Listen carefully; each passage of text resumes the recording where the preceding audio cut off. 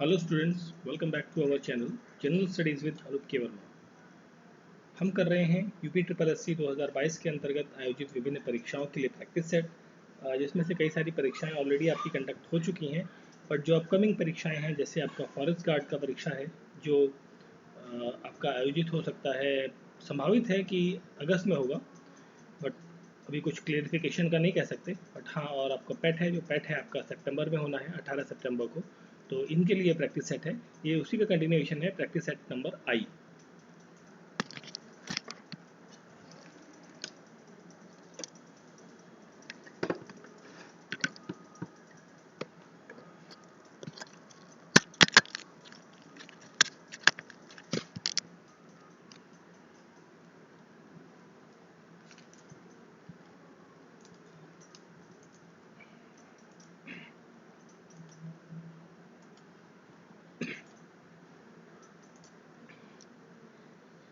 तो चलिए देखते हैं हम अपने पहले क्वेश्चन को आज के।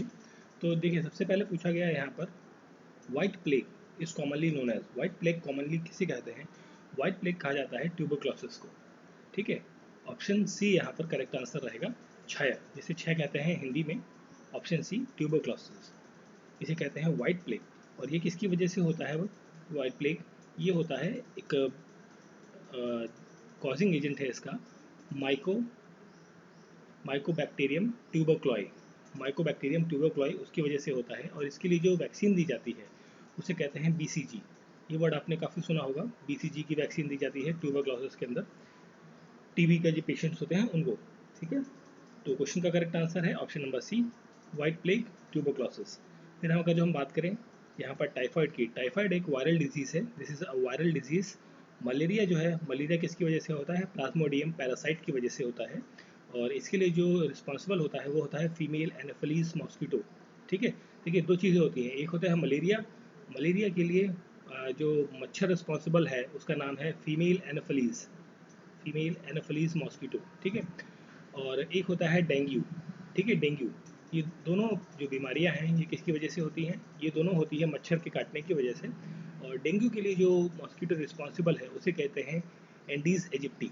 ठीक है, एंडीज एजिप्टी के नाम से उसे जाना जाता है। तो इम्पॉर्टेंट है, दोनों में कन्फ्यूजन नहीं होनी चाहिए।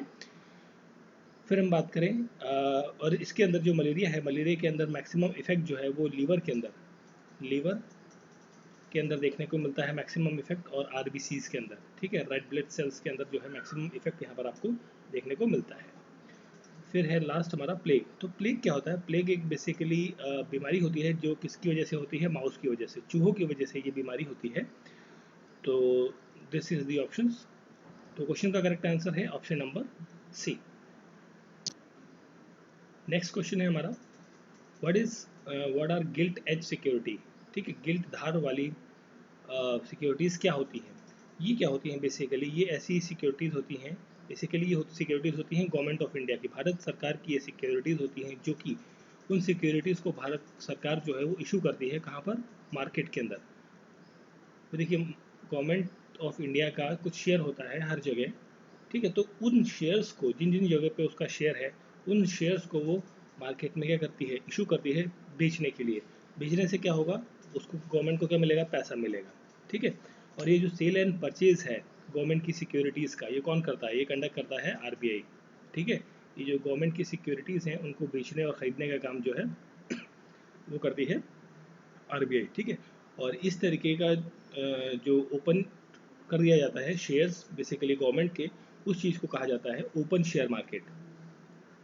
ओपन शेयर मार्केट के नाम से हम इसे जानते हैं। ठीक है, अब बट क्वेश्चन में पूछा गया है कि आपका गिल्ट एज सिक्योरिटीज़ क्या होती है? देखिए, गिल्ट एज सिक्योरिटीज़ यहाँ पर आपको ऑप्शन दिख जाएगा, securities issued by the multinational companies, नहीं।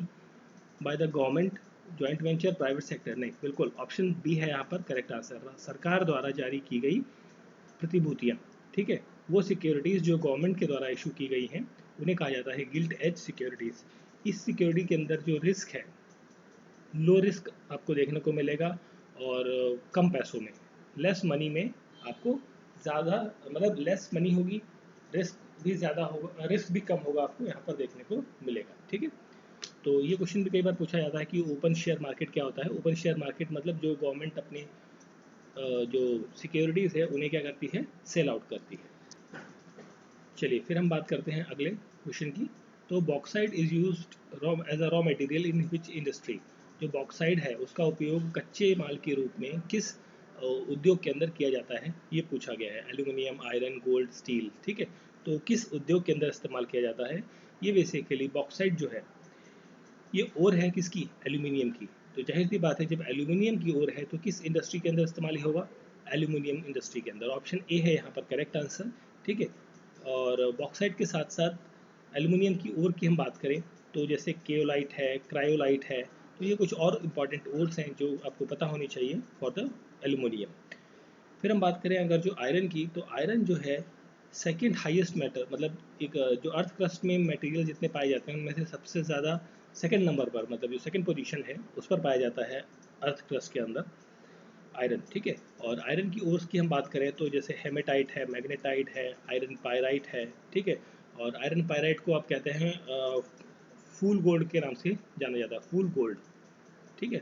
और फूल ये फूल जैसे आप कहते हैं ना फूल, यू आर फुलिश, तो ये फूल मतलब बेवकूफ़, गोल्ड इस तरीके का वाला, जो गोल्ड नहीं होता आयरन होता है बट इट लुक्स लाइक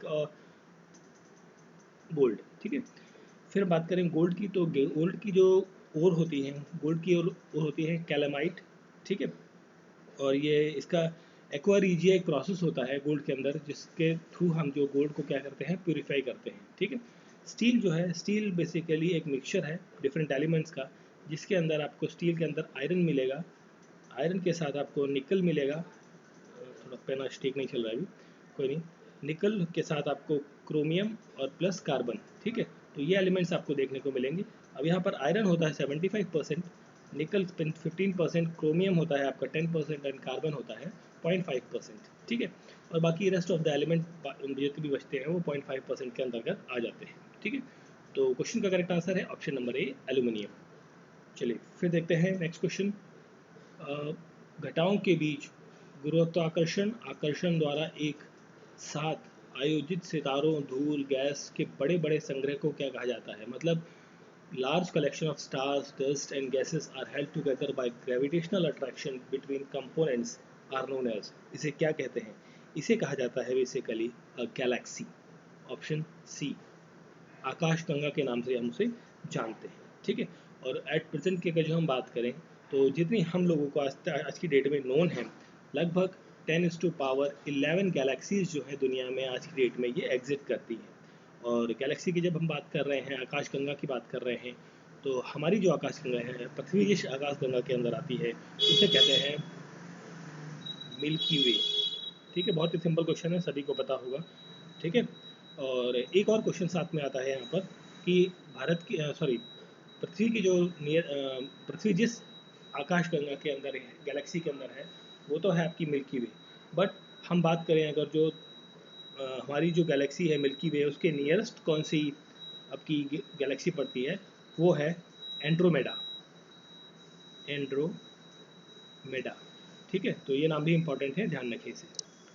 चलिए फिर देखिए अगला क्वेश्चन है, thermal electricity is generated by using which of this. Thermal energy जो है वो किससे बनती है, देखिए थर्मल एनर्जी जो है ये आपका बनती है कन्वेंशनल सोर्स ऑफ एनर्जी से, कन्वेंशनल, ठीक है। कन्वेंशनल मतलब जो काफ़ी लंबे समय से एक पद्धति चली आई है इलेक्ट्रिसिटी जनरेट करने की, उनसे।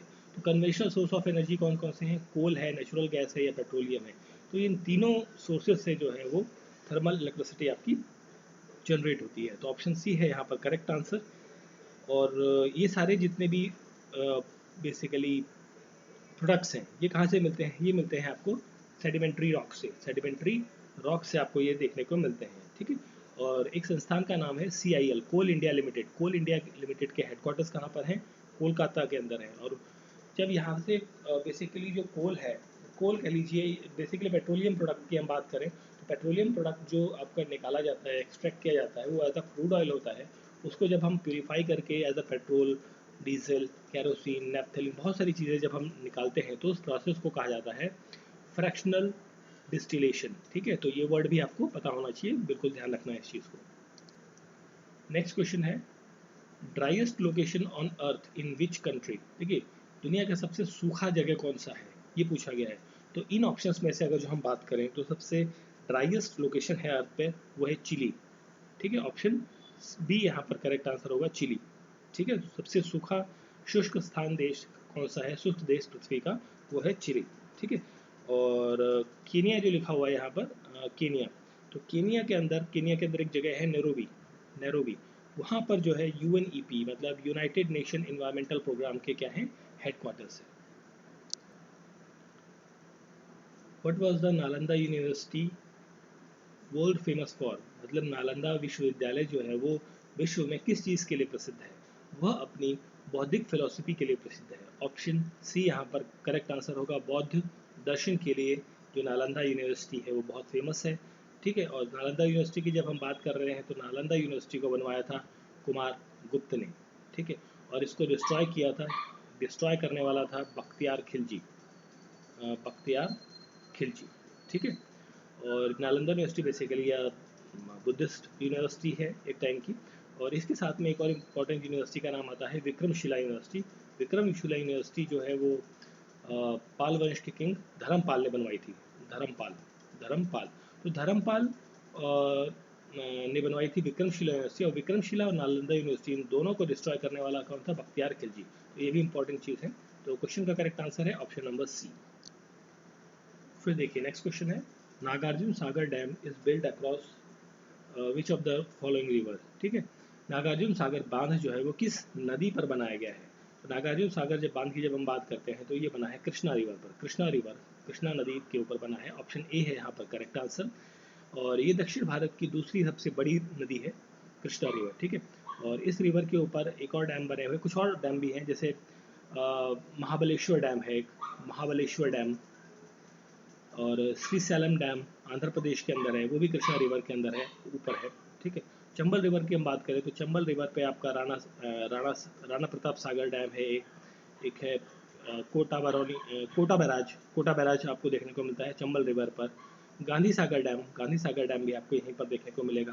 कोसी रिवर की जब हम बात करते हैं, इसे सौरव बिहार कहा जाता है, क्योंकि बिहार में मतलब अक्सर जो बारिश के टाइम पर जो बाढ़ आती है वो आती है नेपाल के द्वारा पानी छोड़े गए, और यो रिवर कोसी के अंदर पानी आता है। ठीक है, और कोशी रिवर को नेपाल के अंदर कहा जाता है सप्तकोशी के नाम से जाना जाता है, सप्तकोशी के नाम से जाना जाता है नेपाल के अंदर कोशी रिवर को। ठीक है, सतलुज रिवर की बात करें तो भाखरा नंगल डैम जो है सतलुज रिवर पर सिचुएटेड है। ठीक है, तो नागार्जुन सागर जो डैम है ये आपका कृष्णा रिवर पर है, और जो दक्षिण भारत की दूसरी सबसे बड़ी नदी है। Man of peace is associated with, जो मैन ऑफ पीस है, मैन ऑफ पीस किससे संबंधित है या किससे जुड़ा हुआ है। देखिए मैन ऑफ पीस कहा जाता है लाल बहादुर शास्त्री को। ऑप्शन डी है यहाँ पर करेक्ट आंसर, क्वेश्चन का करेक्ट आंसर है option number D, Lal Bahadur Shastri. ठीक है, और लाल बहादुर शास्त्री जो है भारत के दूसरे प्रधानमंत्री थे। पहले प्रधानमंत्री कौन थे, पंडित जवाहरलाल नेहरू। ठीक है, और ये थे सेकंड, दूसरे नंबर पर जो प्रधानमंत्री थे वो ये थे, और इन्होंने एक नारा दिया था, जय किसान जय जवान। ठीक है, जय जवान जय किसान का जो नारा है वो लाल बहादुर शास्त्री के द्वारा ही दिया गया था। फिर हम बात करें यहाँ पर अगर जो मोहनदास करमचंद गांधी, एम के गांधी की, महात्मा गांधी की बात कर रहे हैं हम, तो महात्मा गांधी जो है वो भारत वापस लौटे थे, स्वदेश लौटे थे 9 जनवरी 1915 को, और इस डेट 9 जनवरी के दिन हम मनाते हैं हर साल प्रवासी भारतीय दिवस। ठीक है, और इनके द्वारा जो कुछ चीज़ें रही हैं जैसे कि हिंद स्वराज है, हरिजन है, नवजीवन, यंग इंडिया, इंडियन ओपिनियन। ठीक है, देखिए इंडियन ओपिनियन कई सारी ये क्या है, ये इनके द्वारा लिखे गए बेसिकली न्यूज़पेपर्स हैं या मैगजीन्स हैं, ये सारी चीज़ें हैं। बट इसमें से एक इम्पॉर्टेंट, बाकी सारी तो इंडिया के अंदर लिखी गई, बट यहाँ पर इंडियन ओपिनियन जो नाम मैंने बोला आपको, इंडियन ओपिनियन ये इन्होंने लिखा था, इसका संचालन किया था जब ये साउथ अफ्रीका के अंदर थे। तो ये इंपॉर्टेंट चीज़ है, जिसको ध्यान रखिएगा, कन्फ्यूज़ कर सकता है। ठीक है, मैं वापस से रिपीट कर देता हूँ, हिंद स्वराज, हरिजन, नवजीवन, यंग इंडिया, ये लिखी गई इनके द्वारा भारत के अंदर, और इंडियन ओपिनियन जो है ये लिखी गई थी कहाँ पर, जब ये साउथ अफ्रीका के अंदर थे। ठीक है, फिर हम बात करें अशोक की, अशोक द ग्रेट। तो देखिए अशोक द ग्रेट की बात करें, थर्ड बुद्धिस्ट काउंसिल इन्होंने कराई अशोक ने, और अभिधाम पिटक लिखा गया थर्ड वाला इनके टाइम पर, विनय पिटक दूसरा, और सूत पिटक भी इनके द्वारा टाइम पे लिखा गया। ठीक है, जवाहरलाल नेहरू ने लिखी थी डिस्कवरी ऑफ इंडिया, बहुत ही फेमस बुक है डिस्कवरी ऑफ इंडिया, जो कि इसके द्वारा लिखी गई है पंडित जवाहरलाल नेहरू के द्वारा। फिर देखिए यहाँ पूछा गया है कि निम्नलिखित में से कौन सा देशांतर भारतीय मानक समय निर्धारित करता है।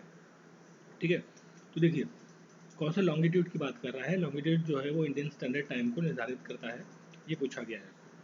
तो देखिए यहाँ पर जो करेक्ट आंसर होगा वो होगा 82 डिग्री 82 डिग्री 82.5 डिग्री ईस्ट। तो ऑप्शन डी है यहाँ पर करेक्ट आंसर। देखिए यहाँ पर क्या होता है, 1 डिग्री जो है होता है वो 4 मिनट के बराबर होता है ना, 4 मिनट्स के बराबर होता है। ये आपको चीज़ पता होनी चाहिए, क्योंकि कई बार कैलकुलेशन में आता है किसी देश का, तो आप आसानी से कर सकते हो। अब हम बात करें कि अब ये देखिए ये है आपका इंडिया, इस तरीके से, जस्ट मिनट, पेन थोड़ा ठीक नहीं चल रहा है। तो अगर जो हम बात करें, ये इस तरीके से इंडिया है आपका, एक रफली मैंने बना दिया, इंडिया है लगभग। तो यहाँ पर जो आपका 82.5 डिग्री ईस्ट है वो इस तरीके से पास होता है, ये वाली जो लाइन है। ठीक है, यहाँ पर एक प्लेस पड़ता है उत्तर प्रदेश के अंदर, बनारस के पास में एक मिर्ज़ापुर डिस्ट्रिक्ट है, चुनार एक प्रॉपरली प्लेस है। तो वहाँ से IST जो इंडियन स्टैंडर्ड टाइम है वो कंसिडर किया जाता है, ये आपको सभी को पता होगा। ठीक है, तो बट ये तो हो गया एक पॉइंट कि ये लाइन कौन सी होगी 82.5, बट साथ में यहाँ पर कई बार पूछा जाता है कि ये जो लाइन है आपकी इंडियन स्टैंडर्ड टाइम, ठीक है, ये जो लॉन्गिट्यूड है ये किन किन स्टेट से होकर गुजरती है, तो ये भी कई बार पूछा जाता है, तो ये भी आपको पता होना चाहिए। देखिए सबसे पहले आपका उत्तर प्रदेश में एंटर करती है लाइन, यूपी के बाद आपका MP जाती है, MP के बाद ये लाइन आपकी जाती है छत्तीसगढ़, छत्तीसगढ़ के बाद आती है उड़ीसा का नंबर, देन लास्ट में ये लाइन जो है वो आंध्र प्रदेश से होते हुए बाहर निकल जाती है भारत से। ठीक है, तो ये 5 स्टेट से होकर ये लाइन जाती है, ये भी आपको पता होना चाहिए, इंपॉर्टेंट चीज़ है। भारत में राजनीतिक दलों को किसके द्वारा मान्यता दी जाती है, ये पूछा गया है। तो भारत के अंदर जो पॉलिटिकल पार्टीज़ है उनको रिकॉग्नाइज करने का काम कौन करता है, इलेक्शन कमीशन ऑफ इंडिया करता है, मतलब ऑप्शन नंबर डी है यहाँ पर करेक्ट आंसर, चुनाव आयोग। ठीक है, पार्टियों को रिकॉग्नाइज करने का काम इलेक्शन कमीशन करता है, और इलेक्शन कमीशन के लिए जो आर्टिकल है वो कौन सा है, 324 नंबर का आर्टिकल आपको पता होगा। ठीक है, अब यहाँ पर जो है इलेक्शन कमिश्नर जो होता है वो, देखिए इलेक्शन कमीशन की बात आई तो इलेक्शन कमीशन के अंदर 2 चीज़ें होती हैं। एक चीज़ ये हुई कि भाई एक चीफ इलेक्शन कमिश्नर होगा, CEC चीफ इलेक्शन कमिश्नर होगा, इसके साथ में 2 इलेक्शन कमिश्नर होंगे। ठीक है, ये इलेक्शन कमिश्नर्स होंगे 1 और 2। अब इनका जो टाइम पीरियड होता है बेसिकली ये 6 साल के लिए होता है, 6 साल के लिए चुने जाते हैं, 6 साल या फिर 65 साल की उम्र, जो भी इनमें से पहले अचीव कर ली जाए तो उसके बेसिस पे इनका रिटायरमेंट होता है। ठीक है, और इनके रिमूवल की जब हम बात करते हैं कि जो इलेक्शन कमिश्नर या चीफ इलेक्शन कमिश्नर को हटाना है, तो ये एक तरीके से उसी तरीके का प्रोसेस होता है जैसे कि सुप्रीम कोर्ट के जजेस को हटाने की प्रक्रिया होती है।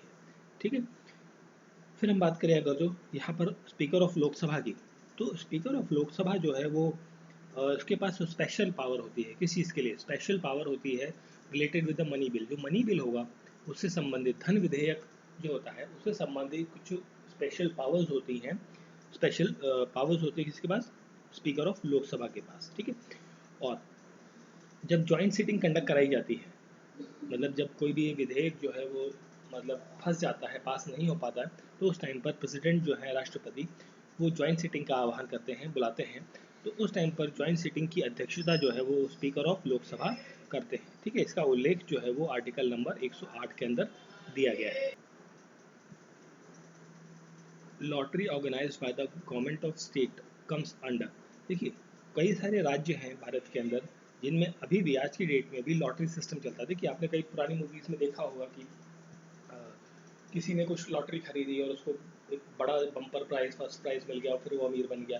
तो ये वाला जो चीज़ें हैं लॉटरी सिस्टम, ये आज की डेट में भी कई सारे स्टेट्स में ये एग्जिस्ट करता है। वहाँ पर गवर्नमेंट जो है वो ऑर्गेनाइज करती है लॉटरी सिस्टम को। तो उन ये जो लॉटरी सिस्टम है ये ऑर्गेनाइज किया जाता है स्टेट गवर्नमेंट के द्वारा, सेंट्रल गवर्नमेंट के द्वारा नहीं किया जाता। तो ये किस लिस्ट के अंदर आता है, स्टेट में, कंकरेंट में या यूनिट में? देखिए जब ये स्टेट ही ऑर्गेनाइज कर रहा है तो डेफिनेटली अनडाउटफुली ये आपकी स्टेट लिस्ट के अंदर आएगा, राज्य सूची के अंतर्गत आता है। ठीक है, अब ये तो हो गई बात, इसके साथ में आपको ये भी पता होना चाहिए कि किन कौन कौन से स्टेट्स हैं जहाँ पर ये ऑर्गेनाइज किया जाता है। जैसे कि आपका वेस्ट बंगाल है, West Bengal, Kerala, Punjab, MP and MP के साथ में गोवा, एमपी, मध्य प्रदेश, ठीक है, गोवा। तो ये 5 राज्यों में, शायद एक आधा और है, मेरे को याद नहीं है अभी, बट ये 5 अभी मुझे 100% याद है कि 5 राज्यों में जो ये है आपका लॉटरी सिस्टम आज की डेट में भी स्टिल एग्जिस्ट करता है, चलता है, ठीक है। फिर देखिए नेक्स्ट क्वेश्चन है ककोतल वाटरफॉल। जो ककोतल वाटरफॉल है ये किस स्टेट के अंदर सिचुएटेड है? देखिए ककोतल वाटरफॉल आपका बिहार के अंदर है। Option number A is correct answer. ककोतल वाटरफॉल कहाँ है? बिहार के अंदर है। और उत्तर प्रदेश की जब हम बात करें, नहीं उत्तर प्रदेश में तो नहीं है कोई ऐसा मेरे ख्याल से, बट देखिए एक धुआंधार फॉल और मालाबार फॉल होता है। जैसे आप गांधी फॉल, सॉरी, धुआंधार फॉल और मार्बल फॉल, ये आपके कहाँ पर है? एमपी के अंदर है, ठीक है, एमपी के अंदर है। धुआंधार फॉल या फिर आप इसे मार्बल फॉल के नाम से जानते हैं, नर्मदा नदी के ऊपर है। और एक होता है महात्मा गांधी फॉल या जोग फॉल, ये भी नर्मदा रिवर के ऊपर है। सॉरी नर्मदा नहीं, ये जोग फॉल जो है आपका श्रावती रिवर पे है। श्रावती, जोग फॉल जो है आपका कहाँ पर है? श्रावती रिवर। श्रावती रिवर कहाँ पर? कर्नाटक के अंदर है, ठीक है। तो करेक्ट आंसर है यहाँ पर क्वेश्चन का ऑप्शन नंबर ए, बिहार, ठीक है। तो ये इस पार्ट के अंदर इतने ही क्वेश्चंस। नेक्स्ट पार्ट के साथ मिलते हैं। Thank you for watching.